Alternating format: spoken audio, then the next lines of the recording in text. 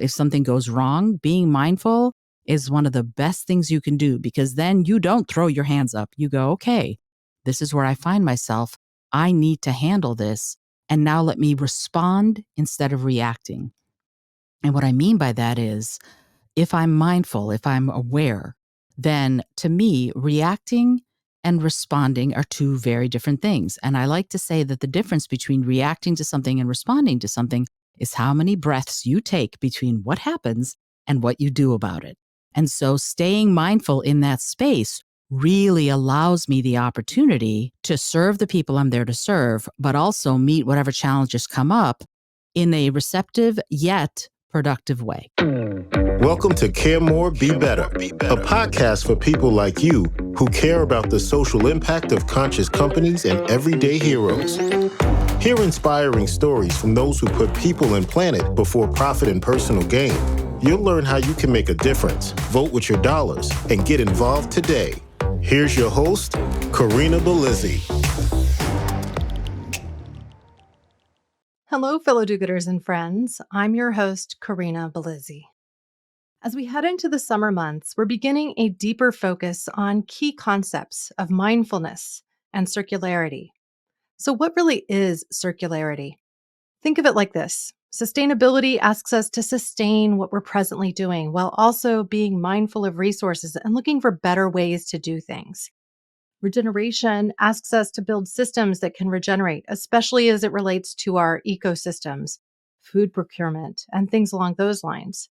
And circularity asks us to think through creating cradle-to-cradle solutions as opposed to just cradle-to-grave, breathing new life into things, thinking about durability. Each of these concepts really has some overlap, but circularity, in my mind, houses regenerative principles and sustainability and mindfulness. And I think this is also true of mindfulness. Mindfulness interlocks with each of these things. So when we are truly mindful, we think beyond ourselves and beyond immediate needs. We inspire our curiosity and our creativity. For more on a new circular resource, I invite you to stick around for the end of the show, as I have a bit of a surprise for all of you. Today, I'm joined by Izolda Trakhtenberg, a friend in all things podcasting, performance, and communication. She believes innovation isn't about the latest fad. It's about creating and collaborating compassionately. This refreshing approach has made her a sought-after speaker, educator, and coach for entrepreneurs and business leaders around the globe, those who really want to innovate. For years, Izolda traveled the world as a NASA master trainer, transforming people's perspectives on our planet. Her book, Speak From Within, Engage, Inspire, and Motivate Any Audience, inspires and helps those who are struggling with telling their stories. Nowadays, you'll find her speaking at conferences, looking for the next great ocean beach, or singing for hundreds of people, all while interviewing peak performers on creative leadership, innovation, and compassionate living on her hit show, Creative Solutions Podcast. I recently shared my guest appearance on Creative Solutions Podcast, in which we talked about building regenerative businesses and all things related to sustainable nutrition and Orlo. So this won't be your first time hearing from her. Izolda T., welcome to the show. Thank you so much for having me, Corinna. This is great. Well, I am happy you're here. It's been, a last minute kind of pinch hitter because we'd planned to have this conversation, but then I had a last minute cancellation and you slotted right in. So thank you for joining me today. My pleasure. Now, I'd love for you to tell me first about your incredible experience collaborating with NASA and traveling the world.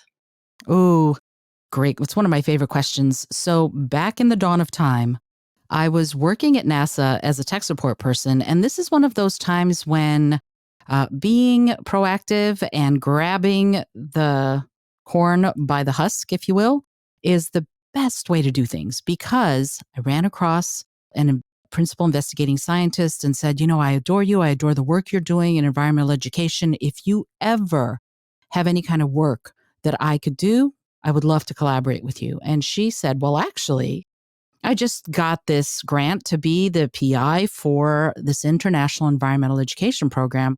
How would you feel about working on it? And out of that came work for many years that I got to develop the training methodology on the soil protocols portion of this International Environmental Education Program, which is one of NASA's premier programs called the GLOBE program. And it was actually a joint NASA, NOAA, NSF program. And they needed people to be trained on how to do this science because the science itself is all about students from K through 12 doing science monitoring of their local environments so that they can see the changes that are going on in the water, in the air, in the soil, and in the plants in their local environment. But the cool thing about it is, in addition to all that, you report all your data to a central server, and then all of that scientific data are then available for people to do real world, real time research to benefit the environment. And so I got to travel to Central Asia, to Alaska, to South Africa, to all sorts of places to teach this science to kids of all ages and also to diplomats and other scientists. And then I got to help scientists learn how to communicate all of that information in a way that the regular person who might not have science training can really find enjoyable and inspiring. It was the best job. Well, it sounds like it was a lot of fun, and having the opportunity to travel the world also offers such incredible, unique perspectives that you otherwise might not have really had the chance to encounter in a lifetime. So I For love sure. that. For sure. And it's interesting because when you're in that moment of getting to go into a different country and a different culture, one of the things that technology allows us to do, for example, is to bring those cultures together, is to allow us all to learn about one another and about each other's local ecosystem. So there's so much there that is all about becoming friends with people you otherwise would have never met and learning about them and their local ecosystem and environment in ways you otherwise would have never had the opportunity to do. Yeah, definitely expansive. And then that feeds into your creativity as well. And so I think that this is something that helps individuals around the globe to just get that out of their heads and expand into a different perspective. You know, that old adage of sitting inside someone else's shoes to walk a mile in them. I think we really get there when we travel. And For sure. so it's hard to kind of get to that space often unless we're spending a good deal of time alone and exposing ourselves to new and challenging situations, which are sometimes they create friction and make it just difficult, right? Yeah. Yeah, for sure. And it's interesting going back to the NASA thing. What was my protocol set? Soil. And most of the time people went, ew, dirt. And I went, aha, I have to come up with some creative ways to build people's awareness, to build their mindfulness, if you will, about the fact that what they were calling dirt was actually the stuff that grows pretty much all the food that feeds pretty much everybody on the planet. So we have to transform those perspectives in a way that is eye opening and enlightening. And often you have to do it from that creative place because the same old won't work. Yeah, well, now we even have Sadhguru getting out there talking about the importance of soil and making comparisons between dirt and soil. So, this is definitely a trending topic for people, helping people understand things like we've got even just a mycelium network inside our soil to benefit people and planet, help us store more water in our soil so it doesn't end up just in runoff that takes everything to the ocean, like all of our topsoil to the ocean. Oh, for sure. Really interesting background. Now, we've talked about regenerative agriculture on the show a few times before, so I'm sure this is nothing completely new to our audience. But I also just wanted to take a moment and get your perspective on mindfulness and really how you see mindfulness interlaying with compassion and helping to inspire our creative juices, so to speak, so that we can be more effective leaders, thinkers, builders. Wow, you're singing my song, Corinna. Thank you. What a great question. I think to me, mindfulness is ultimately summed up with presence. If you are present right now, right here, and open to building your awareness of what's going on around you, ultimately, that is what mindfulness is. And if you act from that place of awareness, what ends up happening to everybody who builds it is they end up becoming much more able to see outside themselves. when you were introducing this episode, you talked about seeing past yourself. And so much of it is that, because that ability to go beyond I am me and this is all that matters starts really when we're young, because when we're born, all we do is scream and cry for attention, and we need to be changed, and we need to be fed, and we're helpless. And yet, as we develop awareness of self, and as we develop awareness of our minds, if you will, we end up getting into this space of going, okay, what is beyond me? And once you start developing that, what is beyond me portion, then you start seeing other beings. And once you see them, to quote Maya Angelou, once you know better, do better, right? So when we're in that space of going, okay, this is what is around me, that naturally can encompass kindness, because once you can, as you put it, walk in the shoes of somebody else for a mile, if you live their lived experience, even for a little bit, that expands your own ability to feel ultimate compassion. And for me, as a vegan, I'm always going to be looking from that perspective of, okay, how do the smallest and most vulnerable ones of us survive, and what kind of help can we give them in order for them to thrive, not just survive? So some of that mindfulness always ends up being, with me, going to a place of actually activism. And one of the best things that I can think of to do as an activist is to make art. Art at its nature transforms the perspectives of those who view it, whether they're listening or seeing or participating in it. And so creativity as an outcropping of mindfulness is something that not only is creative for the sake of being, but it can be creative for the sake of transformation and change. And then I just had somebody on the show who is, he's looking to change and transform the way people write scripts, for example, the way they write scripts for TV shows and movies and things like that. And we got into this discussion of the things that happen split seconds. Sometimes you have to have a cut, sometimes you don't. These things happen very, very quickly. And that means ultimate awareness of everything that's going on. And when we build that in to our creativity, then it allows that creative flow to go much more smoothly and with much less friction. Wow. Well, I think you've given us a lot to unpack there. I frankly feel like we're heading in a direction as a conscious consumer field of individuals who are seeking to build a better path forward, whether that means eating a little more mindfully in a more sustainable fashion, really paying attention to what we put into and on our bodies, and then everything that relates to really kind of building an aspect into our lives where we can stay in that creative flow. And so, with somebody that's working in entertainment, and whether it be a screenwriter or a performer like yourself getting onto stage, how do you build in this mindfulness? Like, do you have a specific practice that you employ before you step up on stage that helps you to get into that mindset? Yeah, I just would love to hear that. Wow.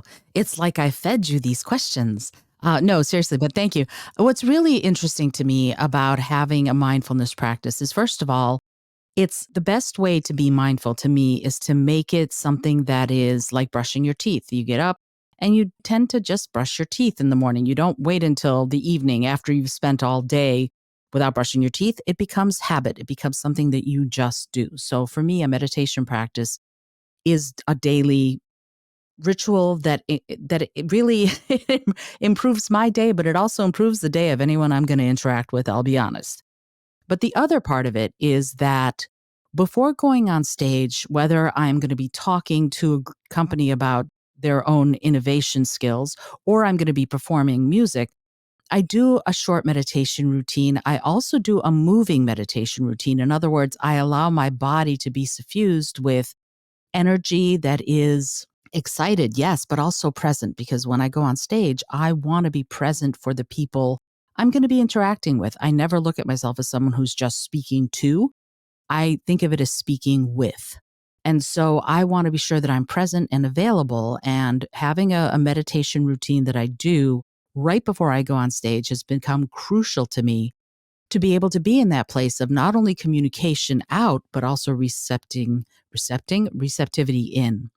And the other part of it is that I always remind myself that what I'm doing is I am facing a room with a lot of gratitude that they are willing to give me their attention for long enough for me to offer my gifts, whatever they may be, to them. So it is always going to be this exchange. And if I remain mindful, if I've prepared well enough to remain mindful, then I can meet them there and we can meet each other in this beautiful dance of communication. But also, if something goes wrong, being mindful is one of the best things you can do because then you don't throw your hands up. You go, okay, this is where I find myself. I need to handle this. And now let me respond instead of reacting. And what I mean by that is if I'm mindful, if I'm aware, then to me, reacting and responding are two very different things. And I like to say that the difference between reacting to something and responding to something is how many breaths you take between what happens and what you do about it. And so staying mindful in that space really allows me the opportunity to serve the people I'm there to serve, but also meet whatever challenges come up in a receptive yet productive way. I think that this actually helps people with stage fright. And I know that this is one of those pieces that can be really challenging for people. Recently, I had on the podcast someone I'm introducing you to, Miyoko Shinner. I had the opportunity to see her speak a couple of times since meeting her. Well, first time was at Expo West a while ago, about a year ago. And then the next time was at a fundraising event for Rancho Compasión. In the process of getting to know her, she shared with me that she has the same fright every time before she begins speaking. And it's not until she's on stage and engaging with the audience that she relaxes. So, having a simple practice, even when from the outside, it looks like someone professional is very well skilled, like they can get up there and do this anytime. That must be easy for them. It's not necessarily easy for them. And these skills don't just happen overnight. So I feel like it's important for each of us to acknowledge as we raise our hand in a meeting or in a classroom or, stand up to speak in front of a group or do a poetry slam or whatever it is, that it's natural for people to feel nervousness and that the audience is typically rooting for you. So, here on this podcast, I personally prefer to do interview format, but every once in a while, I do solo casts. And when I do solo casts, the thing that I do in preparation is I work to imagine a specific person or a group of people on the other side because it helps me to sound like genuine, like I'm having a conversation as opposed to something that's more performative. And not to say performance is bad, because I think when you have something really well practiced, as long as you're able to be in that authentic self, that comes through your message really comes through, right? I know that you do a lot of work with business leaders specifically, and you work with them to also embrace innovative thinking and practices that are truly sustainable and conservationist. In today's world, we've seen companies declare, I'm a Unilever and we're going to do things differently. And by 2030, we're going to have a more inclusive workplace and hire more disabled people and, most of our way to plastic by 2030. They literally this week announced they're walking back half of these things. So I'm really curious to hear you talk about how you work with business leaders to keep them focused on the end goal and remain committed to these ideas that obviously have a groundswell. Like people want for businesses to be more sustainable. They want them to be more conservative and conservationist in their efforts to ultimately preserve our natural resources instead of just working from this extractive principle.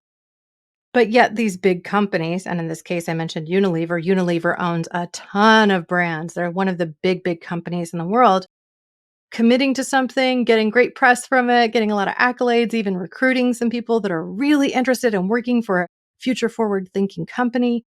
And then guess what? You're answering to shareholders and then walking back. What would you have to say about that? And how do you keep the businesses you integrate with focused on the truth of what it is they're working to do? Oh, what a great question. So, first of all, yeah, there's so much focus on the bottom line that is a very short term thinking bottom line, because profit is not the ultimate bottom line. The ultimate bottom line is the survival of all the species on the planet and having clean air and clean water and clean soil to keep living on the planet. We don't tend to think that way, but that's one of the things that ends up happening when I work with corporate leaders, especially. We spend a fair amount of time getting into that headspace of, oh, yeah, this is bigger than what my Q1, Q2, Q3 profit margins are going to be, right? We can look at the fact that marginal revenue is at its maximum and marginal cost is at its minimum. Okay, let's look at that. But what if you are living in Flint, Michigan, and you haven't had clean water for so many years? So we need to look at it from that perspective. And that perspective changes, again, like you put it, through empathy. So not only do I do that, but one of the things that I've done, don't tell anybody, is I coincide a lot of times the things that I'm doing with bringing your kids to work day. That's one of the things that works really beautifully because the kids are the ones who are going, yeah, we need to make these changes.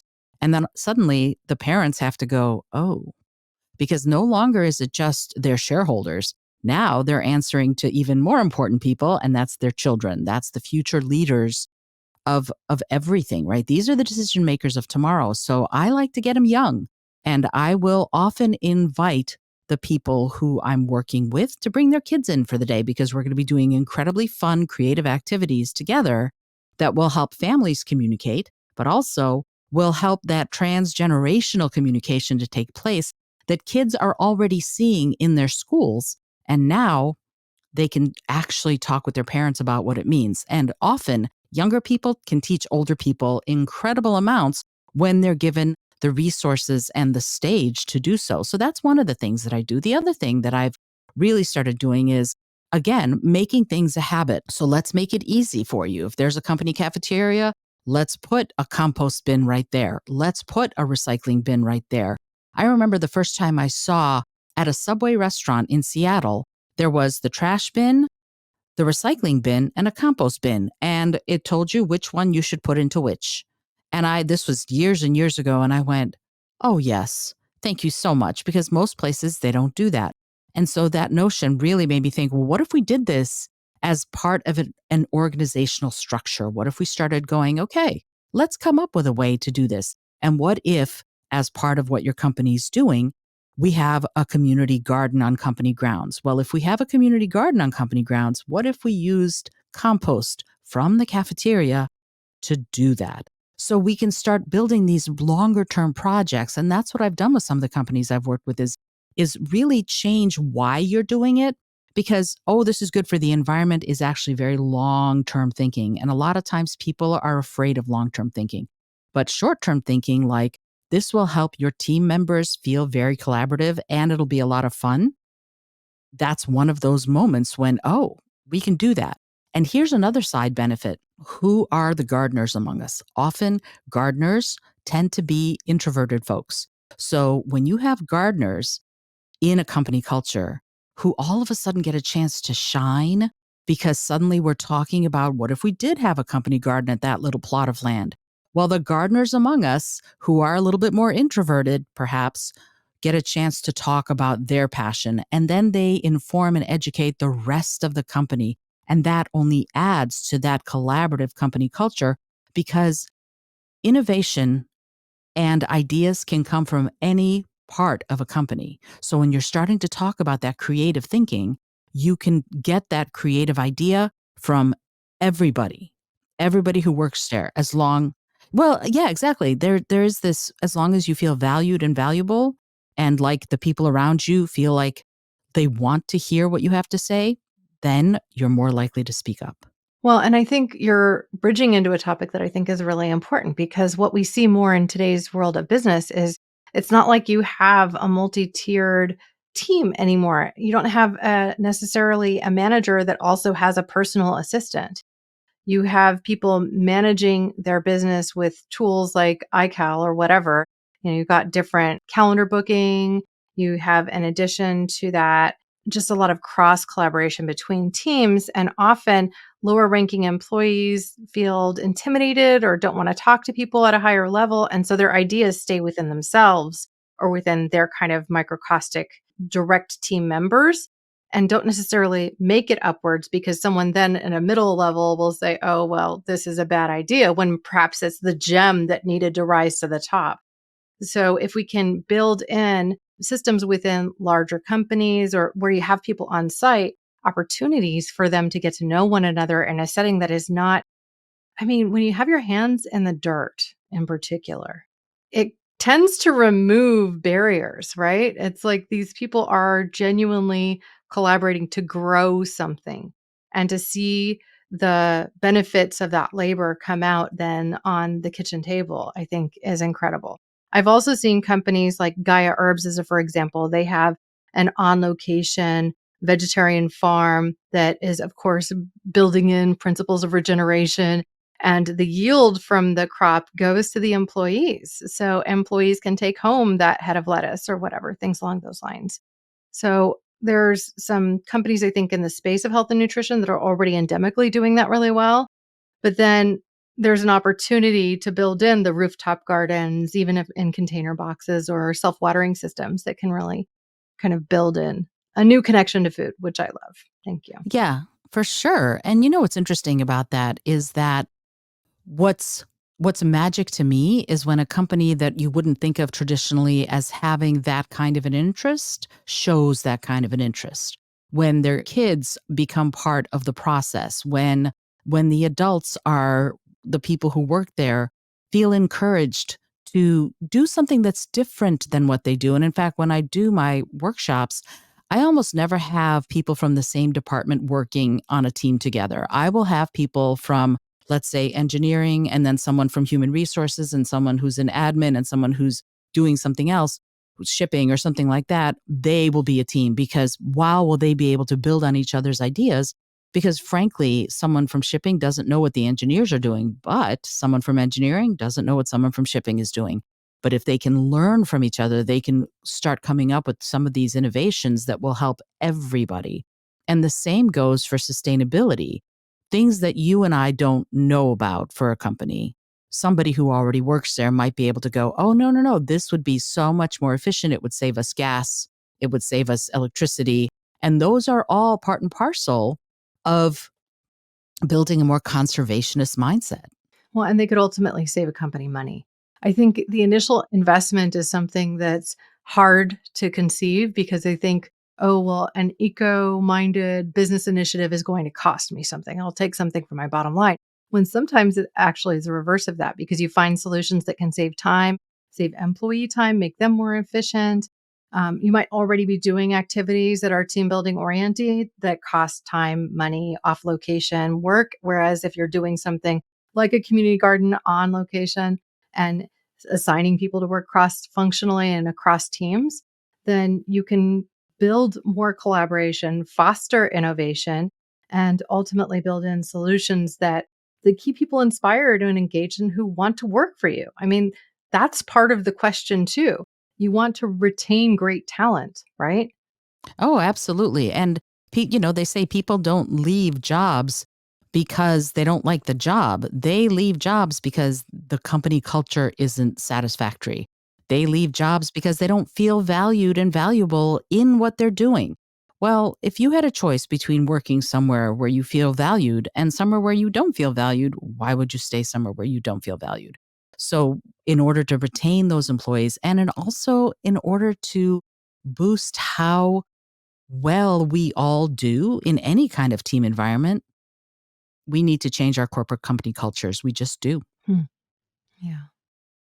Well, one of the topics that I'm going to be tackling more with more and more frequency is really building in a new way of thinking about economics, Mm. because frankly, our system has been so focused on extractive principles and on stock performance, especially as it relates to these bigger companies like Unilever. And we really need to move in a direction that is mindful of resources, that builds in more principles of circularity, is mindful of resources, and hopefully builds cross benefits that actually end up spiraling into a positive direction, as opposed to one that is more negative, like what we're seeing with our climate and pollution and microplastics in our environments, all of these things that are ultimately connected in many cases to how we run business today. and how we consume products today. Now, you're already a vegan, which some could call eating for the planet, but there's an eco-friendly way to eat for the planet as a vegan. And then there's the I eat lots of packaged foods and I have high cholesterol because of it sort of way of being a vegan. How do you think that your veganism influences perhaps how you interface in the business world, if it does? And what do you think we can learn from that? Wow, such a great question. So I think the way to look at for me being vegan is I'm vegan for the animals. That's outright. But part of that is that outcroppings of that, or sort of the tendrils of that, are that kind of lifestyle is actually also really good for the environment. It just is by its nature, it's good for the environment because we have a lot less land being used to raise cows, to raise cattle and animal agriculture. We have a lot less methane in the atmosphere if we don't have as many cows being used for there's a whole sort of litany of things. So being vegan to me is leaving as small a footprint as possible on anything, whether it's the grass or the sky or the water or the animals or the beings I share the planet with, whatever it is. Part of that for me, as far as the corporate cultures of companies that I work with, ultimately is it's always about education and awareness. Again, once you know better, you do better, provided you feel safe enough to do it. Now there's all of these divisions in the vegan sort of community now, like you mentioned. Oh, there's the junk food vegan and there's the there's the health conscious vegan. And to me personally, what's important is that I again leave things better than I found them. That's one of my mottos in my life is leave it better than you found it.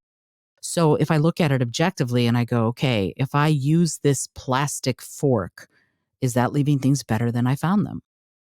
No, right? And so what did I do? My solution, because I'm always solution oriented, is I bought a little folding knife, fork, and spoon. It's always fun going through airports with those. But I bought little ones that I carry in my backpack, and I carry a bandana with me, so that serves as my napkin, right? So I'm looking at how to solve these problems. When I was at NASA, I bought a bunch of plates at IKEA and I donated them because I noticed even at NASA they were using plasticware, I guess, and paper plates. And I went, well, yes, it will mean washing these plates after we have these big meetings, but let's do that. Let's be forward thinking. And I suggest that to companies that I work with. Hey, let's put metalware, sort of flatware and china and everything like that, reusable stuff. Why? Because it will actually end up saving you money in the long run. So let's look at it from that perspective. How can we do simple things that are going to even that can bring people together? Yes, somebody will be washing and somebody will be drying and somebody will be putting it away. But that's something that you can do together. And again, it gives you time to collaborate. It gives you time to brainstorm. It gives you time to just be present. I have a friend who has made doing the dishes a mindful act. He revels in doing the dishes. In fact, he can't wait because he talks about, kind of like Thich Nhat Hanh in his book, The Miracle of Mindfulness, he talks about feeling the warm water going over his hands as a sacred act when he's washing the dishes. And I went, I'm not that Zen. I haven't gotten there yet, but I think there's a lot to be learned from that. What can we do to bring ourselves together in this way and also make it as enjoyable as possible, because people don't want to do things that cause them pain or discomfort unless you're my friend Leah, who loves discomfort when she's working out. She's a professional weightlifter, and for her discomfort is a good thing. For me it's not. But the point is that we can start making these things happen if we change our mindset and our perspective around them, make them into something in our own minds that, and this is something I say to all of my clients, instead of making it something you have to do, make it something you get to do. Just that one change of word transforms the entire experience. Well, it's 100% your attitude, right? Now, you've mentioned a couple of times meditation, having a mindful moment, like that water flow over the fingers, and washing dishes, just as an example. Now, I have an a difficult time doing standard sit still meditation. So, one of the things I like to talk about is the concept of flow meditation. And what flow meditation often means is that you're actually in some sort of a repetitive motion. For me, in the exercise world, that could be anything as simple as repeating the lift of a of a weight for some time. Really worked for me in distance running. I ran marathons and did things along those lines. So there was something about getting into my pace and into the moment, having the repetitive foot strikes or the repetitive motion of washing a dish or rubbing down my horse after a ride that would really get me into this meditative state of deep relaxation. And Hmm. it was in these moments, it's usually in these moments that some of my best ideas come up. I think this is also where people will say, oh, well, I came up with this great idea in the shower. What are they doing in that moment too? It's this repetitive motion. And so, some of what I think we need to acknowledge is that even if we don't think we're meditating, if we introduce some of these moments into our lives, we are actually able to attain a meditative state, even if we're somebody who has that bit of a busy brain. So I follow Mihaly, and I can't pronounce his last name. It's like a very long name, Czyew something. I will include links and show notes to his TED talk because it's all about flow meditation and also the book he wrote on flow meditation. It's available as audiobook as well. It's an incredible resource for those that might have a more difficult time with traditional or transcendental meditation. What else are your best practices for staying in that creative zone? And I just wondered if you had kind of a how to guide or a how to thinking as we move into this last section of our podcast journey together today for getting into that frame of mindfulness, for staying in that moment of creativity, and for ultimately being then better poised to either, create something wonderful or lead with purpose.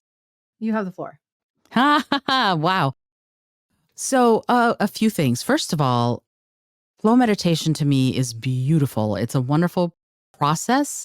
And the point of all of it is, are you present in the moment while you're doing it? So if you're in that state of lifting a weight, are you paying attention second by second to what you're doing?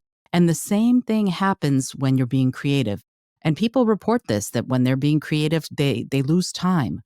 All of a sudden you lift your head from what you've been writing or what you've been drawing or whatever, and you go, how did it get dark? It was 11 o'clock in the morning just a minute ago, right? So that's because the part of our brain that uses or is aware of time is a different part of than the part that's creating. So when you're in that fully creative flow state, you don't pay attention to time, and sometimes you're not even paying attention to language. So that's one of the things to look for as far as creativity is, can you get to a place where you're so immersed in what you're creating that time, for a little while anyway, ceases to exist? That's a surefire way that you're in that flow state. Another thing that I do is I ask myself, what if? And then see what comes up. If I'm sitting and facing a blank page on my computer because I'm supposed to write for 45 minutes or write for 1,000 words or whatever, I go, okay, what if? And then I see what happens. And a lot of times I also tell people, don't start at the beginning.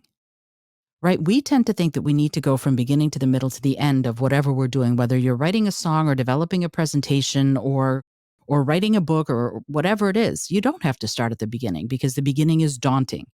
So start with the second sentence, start with the second chapter, start with singing the chorus instead of the verse. Whatever it is, remove the barriers to entry. And sometimes the beginning is such a thing that is such a big wall in front of us that we don't begin. So that's one thing. Another thing, as far as my little tricks of the trade, if you will, when I'm facing a blank page, if what if isn't working, I say, okay, if I were someone who knew what to say right now, what would I say? And then I answer that question. Because again, we prejudge ourselves that we're going to suck at something, and it's not true. It's just not true. No one in the world will have your perspective. No one will have your unique vision or view. So no one will be able to create it, whatever it is, like you can. And when I talk about this I do this workshop called Work in Harmony, where I literally walk into a company and we'll take 80 people who have never sung a note in their lives. And within 2 hours, they're singing in 3-part harmony. And a lot of people feel a lot of resistance, right? Immediately, the resistance monster comes up and goes, "Whoa!" And the thing is that I don't say, hey, you have to do 3-part harmony, go. We start very small, right? We start tiny. We start with breathing. We start with opening your mouth, very small, tiny little things that build sequentially on one another. And my favorite story about this actually is I have a coaching client who came to me, and she was in recovery. And she was at the point in her recovery where she was ready to maybe start thinking about leaving the house, because for a while she was really isolating herself because all she wanted was the next drink. And so she said, I'd love to go on a hike. And I said, okay, let's do that. And she said, but there's no way. And I said, one of the things, Reagan, that you need to think about, changing the name, just so you know, one of the things that you need to think about is you don't have to go on a hike today. Today, why don't you take your shoes out of the closet? And tomorrow, maybe you put them on. Don't leave the house, just put the shoes on. And the day after that, walk to the front door. And the day after that, walk to the porch. And the day after that, walk down the stairs. And then maybe walk to the end of the block. And here's the thing, she did that. And this year, she's going to be hiking the Appalachian Trail for the second time. Right? So that's the kind of power incremental changes can have, is you can start tiny and then you can walk up mountains. Hmm. So that's what I think of, that incrementalism as something that has helped me to live more sustainably day by day and really think about the things that I even buy when I go to the store and the things that I allow into my house. And it has been micro steps. Often you're just putting one foot in front of the other. Did I run a marathon overnight? I wasn't a runner. I was never a runner. And it took for me a mindset of I'm doing this for something other than me. I was raising funds for Leukemia and Lymphoma Society with Team in Training because I had a friend who was diagnosed with leukemia and whose prognosis was not good. And so it was one of the ways that I felt empowered because I felt so hopeless and helpless. And I wanted him to see that I was trying to do something about it, whether or not it would help his situation, it might help someone in the future. And for that, he was incredibly grateful. But, it just goes into that whole thinking like, did I, on my first day, run, a mile without discomfort? Hell no, I did not. It would hurt, For sure. I had to stop. I had people with me. I had encouragement. And then before I knew it, I was running 3 miles and then 5. And then, oh my gosh, 5 without stopping. Like that was huge, 5 without stopping to feel like my side was splitting or like I was practically heaving just Right. from Right. exertion, Sure. to then getting to a point where 8 miles was my dream run and I could be in a zone and just really find myself at this really beautiful center with nature off on a trail somewhere. I mean, it didn't happen overnight. It was one step at a time. And I think the beauty of those steps is that each step gives you more confidence in your ability. Absolutely.